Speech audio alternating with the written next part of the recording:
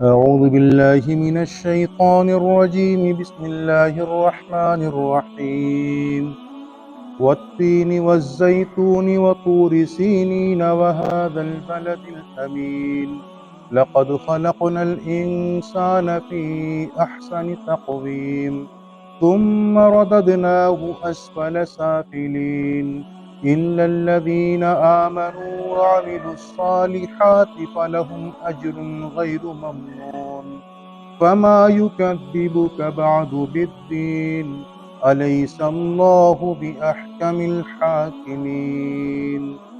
یہ سورہ تین آپ حضرات کے سامنے تلاوت کی گئی۔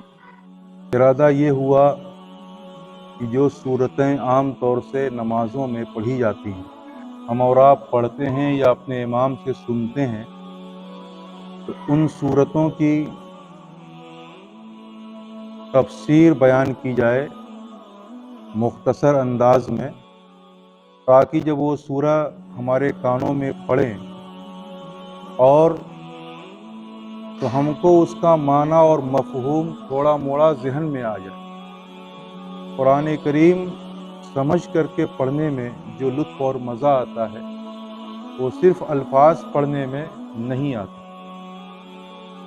قرآن کریم تو ایک ایسی کتاب ہے اللہ تعالیٰ کی، اس کو کوئی سمجھ کر کے پڑھے تب بھی ثواب ملتا ہے اور بغیر سمجھے پڑھے تب بھی ثواب ملتا ہے۔ لیکن جو قرآن کریم کو سمجھ کر کے پڑھتا ہے، ظاہر سی بات ہے کہ اس کا ثواب اس کے ثواب سے بڑھ جائے گا، جو کہ قرآن کریم کو نہیں سمجھ پاتا ہے یا سمجھنے کی کوشش نہیں کرتا ہے، اس طرح نہیں پڑھتا ہے۔ اس لیے جو ہے یہ سورہ والتین جو عام طور سے نماز میں پڑھی جاتی ہے، میں نے جو ہے چاہا کہ اس کا ترجمہ اور اس کی ہلکی پھلکی تشریح آپ حضرات کے سامنے بیان کروں۔ والتین والزیتون، قسم ہے انجیر کے درخت کی، والزیتون اور قسم ہے زیتون کے درخت کی، وطور سینین اور قسم ہے طور سینا کی، وہذا البلد الامین اور قسم ہے اس بلد امین کی، اس مامون شہر کی۔ لقد خلقنا الانسان فی احسن تقویم، ہم نے انسان کو احسن تقویم میں ایک بہترین سانچے میں پیدا کیا ہے، احسن تقویم میں پیدا کیا ہے۔ یہ ترجمہ ہے۔ قسم ہے انجیر کے درخت کی، تین کے معنی انجیر کے آتے ہیں، اور زیتون بھی نام سنے ہیں آپ، تو قسم ہے انجیر کے درخت کی اور قسم ہے زیتون کے درخت کی، وطور سینین اور قسم ہے طور سینا کی، اور قسم ہے اس بلد امین کی۔ اللہ تعالیٰ چار قسمیں کھا کر کے فرماتے ہیں کہ ہم نے انسان کو بہترین سانچے میں ڈھالا ہے، بہترین سانچے میں پیدا کیا ہے۔ دنیا میں درخت تو بہت ہیں، لیکن ان درختوں میں جو تین انجیر کا درخت ہے اور زیتون کا جو درخت ہے، ان دونوں درختوں میں، ان کے پھلوں میں نفع بہت زیادہ ہے، یہ کثیر المنافع درختوں میں سے۔ اس لیے اللہ تعالیٰ نے خاص طور سے تین اور زیتون کے درخت کی قسم اٹھائی۔ بعض علماء یہ فرماتے ہیں کہ تین اور زیتون سے مراد تین اور زیتون کا درخت جہاں پایا جاتا ہے وہ جگہ مراد ہے۔ انجیر کا درخت اور زیتون کا درخت جو ہے زیادہ تر ملک شام میں پایا جاتا ہے، اور ملک شام جو ہے یہ ایک بہت مقدس جگہ ہے، انبیاء کرام کا معدن کہا جاتا ہے۔ بہت سے انبیاء کرام وہاں کی سرزمین سے پیدا ہوئے اور وہاں پر دفن بھی۔ یہ فلسطین کا علاقہ ہے، شام کا علاقہ، یہ جو ہے انبیاء کی سرزمین کا ہے، سرزمین انبیاء سے اس کو تعبیر کیا جاتا ہے۔ گویا کہ بہت مقدس مقام ہے، جہاں سے نبی پیدا ہو، جہاں پر دفن ہو، اس سے مقدس سرزمین کیا ہو سکتی۔ تو تین اور زیتون سے مراد یہ درخت جہاں پر اگتے ہیں وہ جگہ مراد ہے، اس لحاظ سے وہ مقام مقدس ہے۔ اللہ تعالیٰ نے اس کی قسم کھائی۔ اور طور سینا، طور پہاڑ کا نام آپ لوگوں نے سنا ہوگا۔ سینا جو ہے وہ جگہ ہے جہاں پر یہ پہاڑ ہے۔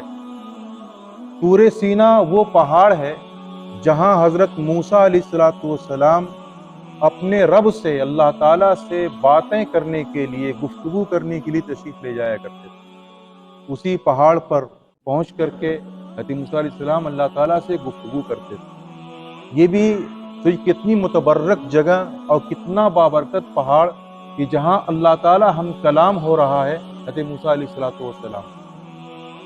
اور چوتھی چیز کہ وَهَٰذَا الْبَلَدِ الْأَمِينَ، یہ بھی مقدس کی قسم ہے اس بلد امین کی۔ بلد امین سے مراد شہر مکہ، مکۃ المکرمہ، وہ بلد امین ہے، وہ مامون شہر ہے کہ اگر کوئی شخص کسی کو قتل کر کے، کوئی جنایت کر کے بھی اگر حرم میں داخل ہو جائے تو اس کو وہاں پر قتل نہیں کیا جائے گا، اس سے قصاص وہاں پر نہیں لیا جائے گا۔ کتنے ایسے تھے جو قتل کر کے اور حرم میں چلے جاتے تھے، وہیں پر پڑے رہتے تھے، لیکن حکم یہ ہے کہ ایسے آدمی کو جو اتنا بڑا مجرم ہو، اس کو وہاں پر رہنا اس کے لیے تنگ کر دیا جائے، اس کو مجبور کیا جائے کہ وہ باہر نکلے۔ جب باہر نکلے گا تب اس کو گرفتار کیا جائے گا اور اس کے اوپر سزا نافذ کی جائے گی، لیکن اس کے اندر رہتے ہوئے، حرم شریف کے اندر کسی کو قتل نہیں کر سکتے، کسی کا ہاتھ نہیں کاٹ سکتے، یعنی وہاں پہ قتل و غارت گری نہیں ہو سکتی ہے۔ بہرحال تو اللہ تعالیٰ نے اس شہر کی بھی قسم کھائی۔ اللہ تعالیٰ جس شہر کی قسم کھائیں اس کے تقدس کا کیا کہنا۔ تو اللہ تعالیٰ نے 4 چیزوں کی قسم کھائی، 3 انجیر کے درخت کی، زیتون کے درخت کی، اور طور پہاڑ کی، اور شہر مکہ کی۔ یہ 4 قسمیں کھانے کے بعد اللہ تعالیٰ فرماتے ہیں کہ ہم نے انسان کو سب سے خوبصورت ڈھانچے میں ڈھالا ہے، سب سے خوبصورت سانچے میں پیدا کیا ہے۔ لقد خلقنا الانسان فی احسن تقویم، احسن تقویم یہ سب سے خوبصورت سانچہ، سب سے جو ظاہر کے اعتبار سے بھی سب سے خوبصورت اور باطن کے اعتبار سے بھی سب سے خوبصورت، اس کو احسن تقویم کہا جاتا ہے۔ اور یہی یہاں پر مراد ہے کہ ہم نے انسان کو سب سے خوبصورت سانچے میں ڈھالا ہے۔ چنانچہ آپ غور کریں گے تو یہ اندازہ بھی ہو جائے گا کہ اللہ تعالیٰ نے جتنی مخلوقات پیدا کی ہیں ان کی ایک لمبی تعداد 18,000 مخلوقات تقریباً ہیں، ان میں سے حضرت انسان کو اللہ تعالیٰ نے جو پیدا کیا ہے تو اس کا سانچہ سب سے بہترین، جیسے اینٹ ہوتی ہے، اینٹ وہ سانچے میں ڈھالی جاتی ہے، ایسے انسان کا بھی جو سانچہ اللہ نے بنایا ہے یہ سب سے خوبصورت سانچہ ہے۔ اس سے زیادہ خوبصورت کوئی مخلوق نہیں۔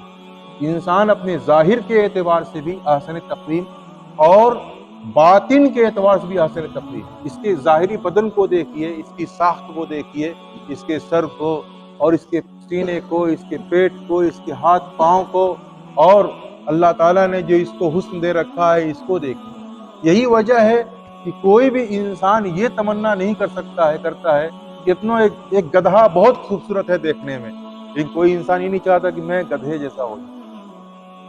گھوڑا بڑا خوبصورت ہے، پرندہ بڑا خوبصورت ہے، لیکن جو ہے خوبصورتی اپنی جگہ اس کی ہے، لیکن وہ یہ نہیں تمنا کرتا کہ میں اس طرح کا پرندہ بنوں، کیونکہ انسان کا سانچہ بہترین سانچہ۔ علامہ قرطبی رحمۃ اللہ علیہ نے اپنی کتاب جو قرطبی ہے تفسیر کی کتاب، اس میں ایک واقعہ نقل کیا ہے کہ عیسیٰ ابن موسیٰ ہاشمی نامی ایک شخص، یہ خلیفہ ابو منصور جعفر، تو اس کے درباری تھے اور اس کے بڑے قریبی تھے۔ واقعہ یہ ہے ان کا کہ ایک روز جو ہی اپنی بیوی کے ساتھ چاندنی رات میں بیٹھے ہوئے تھے، فرط محبت میں آ کر کے انہوں نے ازراہ مذاق، ازراہ دل لگی کرنے کے لیے انہوں نے اپنی بیوی سے یہ کہہ دیا کہ انت طالق ثلاثا ان لم تکونی احسن من القمر، کہ اگر تو اس چاند سے زیادہ خوبصورت نہیں ہے تو تجھ کو 3 طلاق۔ مذاق میں کہا تھا کہ اگر تو جو ہے اس چاند سے زیادہ خوبصورت نہیں ہے تو تجھ کو 3 طلاق۔ جیسی بیوی نے یہ سنا وہ پردے میں چلی گئی، وہاں سے ہٹ گئی، یہ کہہ کر کے کہ آپ نے مجھ کو طلاق دے دی، کیونکہ چاند سے خوبصورت ہونا ایک انسان کے لیے ممکن نہیں ہے، وہ خاتون یہی سمجھ رہی تھی۔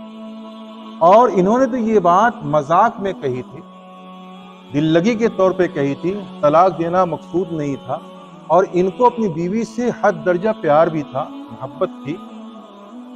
انہوں نے دل لگی میں یہ بات کہہ دی، مذاق کے طور پہ بات کہہ دی، لیکن اس خاتون کو دیکھی وہ خاتون کتنی دیندار تھی کہ اس کے بعد ایک سیکنڈ بھی شوہر کے ساتھ رہنا گوارا نہیں کیا، فوراً وہاں سے اٹھی اور پردے میں چلی۔ اب ان کی رات تو بڑی کرب اور بے چینی میں گزری، بڑے غم کے ساتھ گزری، اللہ اللہ کر کے صبح ہوئی تو یہ پہنچے کوئی خلیفہ ابو منصور، جعفر منصور کے ابو منصور کے ہاں، اور جا کر کے انہوں نے پورا واقعہ بیان کیا کہ آج میرے ساتھ ایسا ایسا واقعہ پیش آیا ہے۔ یہاں پر رک کر کے یہ مسئلہ سن لیجیے، سمجھ لیجیے کہ طلاق ایک ایسی چیز ہے جو مذاق میں دی جائے تب بھی واقع ہو جاتی ہے۔ طلاق ایک ایسی چیز ہے کہ اگر مذاق میں کوئی دے تب بھی ہوتی ہے، اور یہی حال نکاح کا بھی ہے۔ کوئی مذاق ہی میں نکاح میں قبول کر لے تو اس کی بیوی بن جائے۔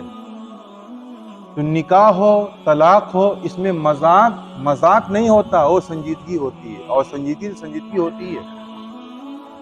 ثلاث حزلہن جد وجدہن جد، یہ 3 چیزیں ایسی ہیں کہ ان کا میں مذاق کرنا بھی یہ سنجیدگی ہے، اور سنجیدگی تو سنجیدگی ہے ہی۔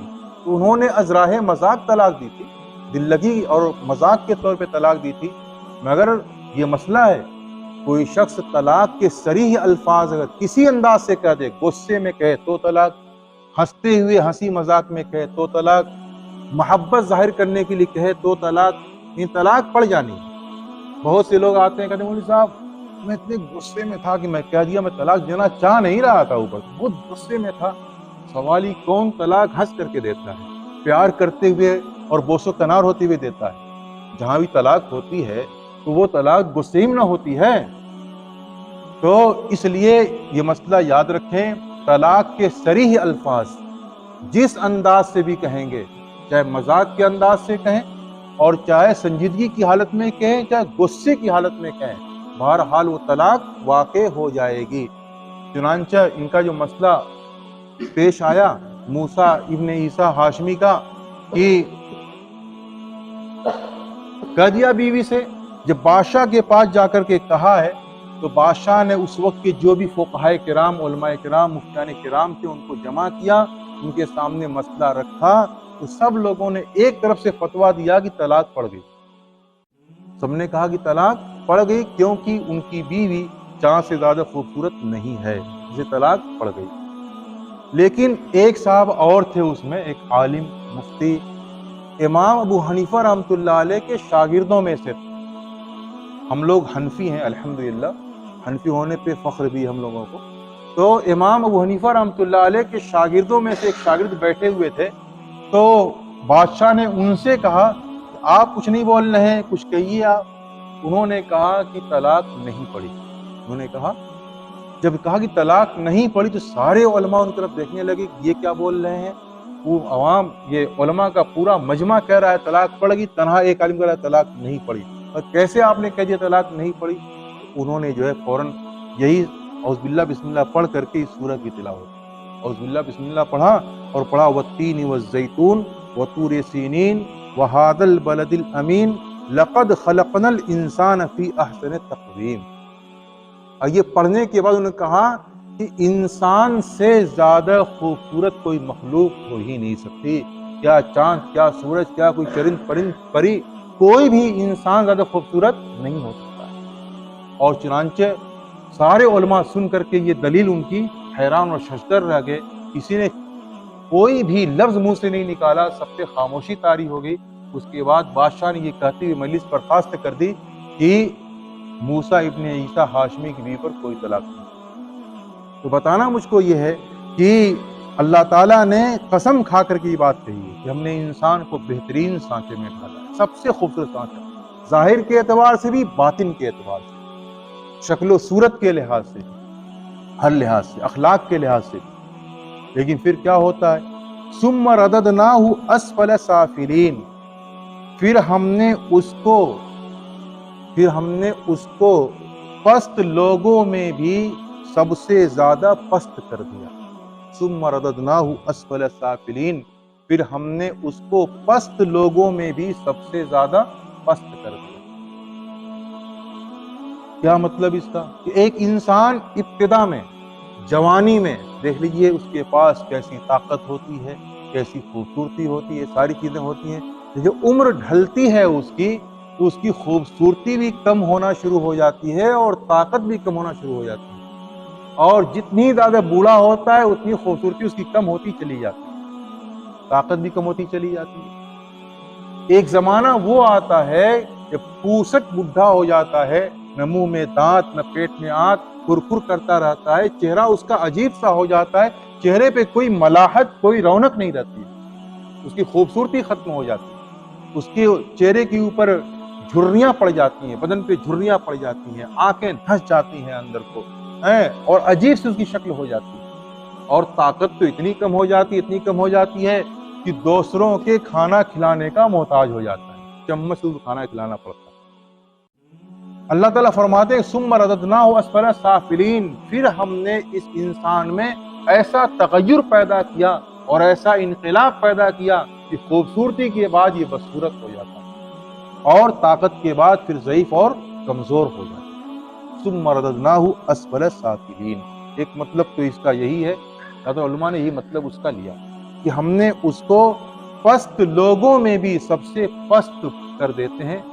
پست سافلین، دیکھیے جانور بھی بوڑھا ہوتا ہے لیکن بڑھاپے تک، یہ بھی پستی کے عالم میں پہنچ گیا، لیکن بڑھاپے تک وہ کسی کا محتاج نہیں ہوتا، وہ بیکار نہیں ہوتا، معطل نہیں ہوتا، اور اگر آپ جانور پال رکھے ہیں، کتنا بوڑھا ہو جائے دودھ اس سے نکالتے رہتے ہیں، بار برداری کا کام کرتے رہتے ہیں، اس پہ سواری کرتے رہتے ہیں، نہیں جانور بوڑھا ہونے کے باوجود بھی مطلب کسی نہ کسی کام میں وہ آتا رہتا ہے، حتیٰ کہ اگر وہ مر جائے یا اس کو ذبح کر دیا جائے تب بھی اس کی ہڈی، اس کا چام سب کام میں آ جاتا ہے۔ انسان ایسا پلٹتا ہے کہ اس کی شکل صورت بھی ختم ہو جاتی ہے، وہ نہیں رہتی، اور طاقت ایسی ختم ہو جاتی ہے کہ دوسرے کا محتاج ہو جاتا ہے اور دوسروں کے لیے بار بن جاتا ہے، اللہ تعالیٰ کہتے ہیں ہم نے اس انسان کو پست لوگوں میں بھی سب سے زیادہ پست کر دیا، پست بنا دیا۔ ہاں، الا الذین آمنوا وعملوا الصالحات، یہ حشر کن کا ہوتا ہے؟ یہ حشر جو ہے کفار کا ہوتا ہے، وہ کفار، وہ مشرک جنہوں نے صرف اپنی ظاہری بدن کو اور اس مادی چیز کو سنوارنے میں لگے رہے اور آخرت کے سنوارنے کی فکر نہیں کی، ایمان ان کے پاس نہیں، عمل صالح ان کے پاس نہیں ہے، تو یہ کنڈیشن ان کی ہوتی ہے کہ کل ان کا بیکار اور کل ختم ہو جاتا ہے، بالکل بیکار اور معطل ہو جاتا ہے، کسی کام کو نہیں رہ جاتا۔ لیکن اللہ نے استثناء کر دیا الا الذین آمنوا وعملوا الصالحات فلہم اجر غیر ممنون، سوائے ان لوگوں کے جو ایمان لے آئے اور عمل صالح کیے، نیک عمل کیے، فلہم اجر غیر ممنون، تو ان کے لیے ایسا اجر ہوگا غیر ممنون جس کا سلسلہ کبھی ختم نہیں ہے۔ الا الذین آمنوا وعملوا الصالحات، سوائے ان لوگوں کے جو ایمان لے آئے، وعملوا الصالحات، اور عمل صالح کیے، نیک اعمال کیے، فلہم اجر، تو ان کے لیے ایسا اجر ہے، غیر ممنون جس کا سلسلہ کبھی ختم نہیں ہے۔ تو ایمان والوں کی کنڈیشن نہیں رہتی،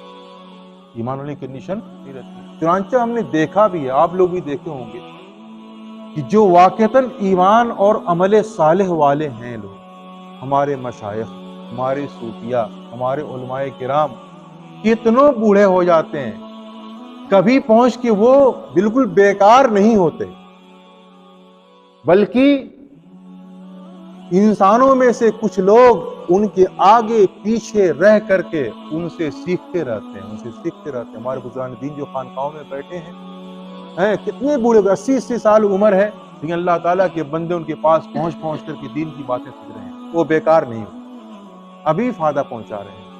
اور گرچہ ان کی طاقت ختم ہو گئی لیکن وہی لوگ ان کی خدمت بھی کرتے رہتے ہیں اور ان کے لیے وہ زندگی اجیرن نہیں بنتی ہے، بڑے آرام سے اور بڑی راحت کے ساتھ گزر جاتی ہے۔ تو جو ایمان والے ہیں اور عمل صالح والے ہیں تو اللہ تعالیٰ جو ان کو اجر دے گا، اس کا سلسلہ منقطع نہیں ہوگا، تو وہ سلسلہ یہیں سے شروع ہو جاتا ہے۔ ایک مطلب یہ بھی بیان کیا گیا ہے کہ ایک ایمان والا جب بوڑھا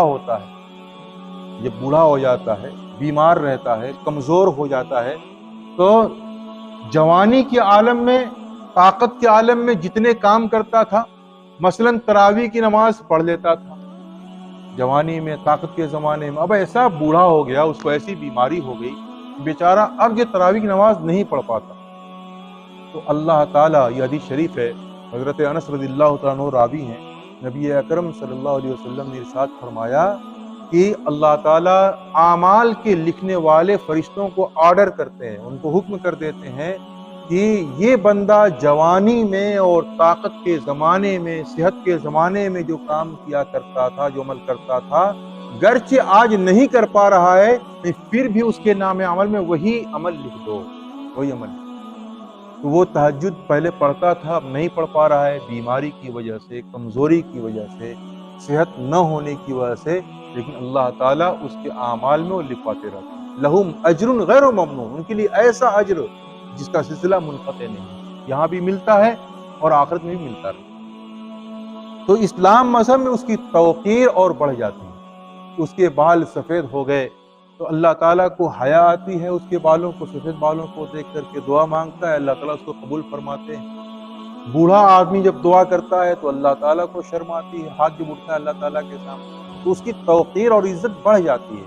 تو اللہ تعالیٰ کہتے ہیں کہ مگر جو لوگ ایمان لے آئے اور عمل صالح کیے، ان کے لیے ایسا اجر ہوگا جس کا سلسلہ منقطع نہیں ہوگا اور وہ جنت میں پہنچ جائے۔ فما یکذبک بعد بالدین، اللہ تعالیٰ فرماتے ہیں تو اے انسان، تو تم کو کون سی چیز اس کے بعد بھی جزا کا منکر بنا رہی ہے، جزا کا مکذب بنا رہی ہے، جزا کا منکر بنا رہی ہے۔ دین کے معنی جزا کے بھی آتے ہیں، بدلہ۔ ایک تو دین مذہب بھی ہوتا ہے، ان الدین عند اللہ الاسلام، کہ دین اللہ کے یہاں اسلام ہے، اور ایک دین کے معنی جزا، مالک یوم الدین جو پڑھتے ہیں آپ سورہ فاتحہ میں، تو اس کا معنی جزا کے دن کا معنی۔ تو یہاں پر دین سے مراد جزا، بدلہ۔ تو کہتے فما یکذبک بعد بالدین، اے حضرت انسان، اے انسان، تجھ کو اس کے بعد کہ تم نے دیکھ لیا کہ اللہ تعالیٰ نے انسان کو کتنے بہترین سانچے میں ڈھالا، اور تم نے یہ بھی دیکھ لیا پھر کیسے اس کو پست لوگوں میں بھی پست بنا دیا، زیادہ پست کر دیا، یہ انقلاب بھی تم نے دیکھا۔ اس کے دیکھنے کے بعد، اس کے مشاہدہ کر لینے کے بعد بھی کون سی چیز تم کو جزا کا منکر بنا رہی ہے؟ تم کیوں جزا کے دن کو جھٹلاتے ہو، جزا کو جھٹلاتے ہو، قیامت کو جھٹلاتے ہو؟ میں بتاؤں، اب بھی ایسے لوگ پائے جاتے ہیں، لیکن نبی اکرم صلی اللہ علیہ وسلم جس زمانے میں مبعوث ہوئے تھے، اس زمانے کے جو کفار تھے، مشرکین تھے، ان کا یہ عقیدہ تھا جب انسان مر جائے گا تو ختم، مر گیا، سڑ گیا، گل گیا، اس کے اجزاء مٹی میں مل گئے تو بس ختم، اب اس کو دوبارہ زندہ نہیں ہونا ہے، اس کو اس کے کیے کا حساب کتاب نہیں دینا ہے، نہ اس کے لیے جنت ہے نہ اس کے لیے جہنم ہے، بس کھیل تمام، مر گیا، سڑ گیا، گل گیا، کھیل تمام اس کا ہو گیا۔ یہ عام طور سے وہ لوگ بڑی شدت سے اس کا انکار کرتے تھے، تو قرآن کریم میں اللہ تعالیٰ نے ایک دو آیت نہیں، بہت سی آیتوں میں اس بات کو ثابت کیا ہے، اس کی دلیلیں پیش کی ہیں کہ مرنے کے بعد انسان کو دوبارہ زندہ کیا جائے گا اور اس کے کرتوتوں کا اس سے حساب کتاب لیا جائے گا، اور اس کے بعد اس کا یا تو ٹھکانہ جنت ہوگا یا جہنم، یہ ہونا ہے۔ اللہ تعالیٰ نے اس بات کو ثابت کیا ہے۔ دیکھیے ہم لوگ جو دعا پڑھتے ہیں دفن کرتے ہوئے کہ منہا خلقناکم، کہ اے اللہ، یہ ہم نے تم کو اسی سے پیدا کیا، اللہ، یہ قرآن کریم کی آیت ہے کہ منہا خلقناکم، اللہ تعالیٰ کہتے ہیں ہم نے تم لوگوں کو اسی مٹی سے پیدا کیا، وفیہا نعیدکم، اور ہم تم کو اسی میں لوٹا دیں گے، مرنے کے بعد اسی میں لوٹ جاتا ہے آج، اور اس کے بعد ہے وَمِنْهَا نُخْرِجُكُمْ تَارَةً أُخْرَىٰ، اور دوبارہ ہم تم کو اسی سے پیدا کریں گے۔ پھر مٹی سے اللہ تعالیٰ ہم کو دوبارہ پیدا کر دیں گے. ہمارے جتنے بھی اجزاء ہیں جو بکھرے پڑے ہیں اللہ سب کو جمع کر دیں گے, اس میں روح پھونک دیں گے, انسان زندہ ہو جائے گا. سارے انسان زندہ ہو کر کے میدان حشر میں اللہ تعالیٰ کے سامنے حاضر ہوں گے, پھر اس کے بعد وہاں پر حساب و کتاب ہونا ہے. تو وہ لوگ اس بات کو نہیں مانتے تھے. اللہ تعالیٰ کہہ رہے ہیں کہ اے انسانوں, جب دیکھ لیے تم لوگ اس انقلاب کو, بھائی مرنے کے بعد دوبارہ زندہ ہونا ایک انقلاب ہے, مرنے کے بعد دوبارہ زندہ ہونا ایک انقلاب, ایک تبدیلی, ایک تغیر ہے. یہ تغیر تو دنیا میں تم مشاہدہ کرتے ہو کہ ابھی دیکھے کہ ایک آدمی جوان تھا, بہت بھرپور طاقت تھی, اس میں انقلاب پیدا یہ ہوا کہ جب بوڑھا ہوا تو اب بے رونق ہو گیا, خوبصورتی چلی گئی, طاقت چلی گئی, ذوف اس کو آ گیا. اے انسان, جو تم نے یہ سب حالات دیکھ لی, پھر کیوں منکر ہو رہے ہو قیامت کی؟ قیامت بھی تو ایک انقلاب کا نام ہے, اس کے منکر کیوں ہو رہے ہو؟ اس کا تم کو اقرار کرنا چاہیے. اس کے بعد ہے الیس اللہ باحکم الحاکمین, کیا اللہ تعالی تمام حکومت کرنے والوں کے حاکم نہیں ہیں؟ کیا اللہ تعالیٰ تمام حکومت کرنے والوں کے, تمام حکمرانوں کے کیا حاکم نہیں ہیں؟ بالکل ہیں. اسی لیے حدیث شریف میں آتا ہے کہ جب ہم تلاوت کرتے ہوئے نماز کے بعد ہم تلاوت کرتے ہوئے اس آیت پر پہنچے الیس اللہ باحکم الحاکمین, تو ہم کو کہنا چاہیے بلا, کیوں نہیں, اللہ احکم الحاکمین, اللہ تمام حکومت کرنے والوں کے حاکم ہیں. یہ ہم کو دھیمے سے کہنا چاہیے, اس کا کہنا مستحب ہے, نماز میں نہیں کہنا ہے. جب امام پڑھ رہا ہے تو آپ بھی اس کے جواب میں یہ کہیں گی بلا انت احکم الحاکمین, نہیں, بلکہ نماز کے باہر جب آپ تلاوت کرتے رہتے ہیں اور جب اس آیت پر پہنچیں الیس اللہ باحکم الحاکمین, تو آپ وہاں پر کہیں بلا, کیوں نہیں, کیونکہ اس کا معنی مطلب یہ ہے, کیا اللہ حکومت کرنے والوں کا حاکم نہیں ہے؟ آپ جواب کیا دیں گے اردو میں؟ یہ کہیں کیوں نہیں, کہیں کیوں نہیں, تو اس کو عربی میں کہنا ہے کہ بلا اللہ احکم الحاکمین. بس آج کا سبق یہی ہے. اس سے آپ حضرات کو کچھ اندازہ ہوگا انشاءاللہ, جب یہ سورت پڑھی جاتی ہے تو کس کا کیا معنی ہوتا ہے, مطلب ہوتا ہے. تو اب اس کے لحاظ سے جب امام کی قرات سنیں گے تو آپ کو مزہ آئے گا انشاءاللہ. اللہ تعالی ہم سب کو قرآنی تعلیمات پہ عمل کرنے کی توفیق عطا فرمائے.